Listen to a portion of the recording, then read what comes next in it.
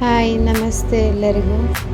ಇವತ್ತು ಸಿಂಪಲ್ಲಾಗಿ ಕ್ವಿಕ್ಕಾಗಿ ಇಡ್ಲಿ ಸಾಂಬಾರು ಹೇಗೆ ಮಾಡೋದು ಅಂತ ನೋಡಿ.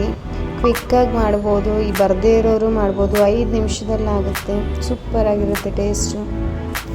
ಮಾಡಿ ಒಂದ್ಸಲ ಟ್ರೈ ಮಾಡಿ. ಮೊದಲಿಗೆ ತೊಗರಿಬೇಳೆ, ಟೊಮ್ಯಾಟೊ, ಈರುಳ್ಳಿ, ಧನಿಯಾ ಪೌಡರ್, ಸಾಂಬಾರು ಪುಡಿ, ಖಾರದ ಪುಡಿ, ಅರಿಶಿಣ, ಜೀರಿಗೆ, ಉಪ್ಪು, ಹುಣಸೆಹಣ್ಣಿನ ರಸ ಎಲ್ಲದನ್ನು ಸೇರಿಸಿ ಒಂದು ಸ್ವಲ್ಪ ಎಣ್ಣೆನೂ ಹಾಕಿ ನೀರು ಹಾಕಿ ಎಷ್ಟು ಬೇಕಷ್ಟು ಕ್ವಾಂಟಿಟಿ ನೀರು ಹಾಕಿ ಅದಾದಮೇಲೆ 4 ವಿಷಲ್ ತರಿಸ್ಕೊಳ್ಳಿ. 4 ವಿಷಲ್ ಬಂದಾದಮೇಲೆ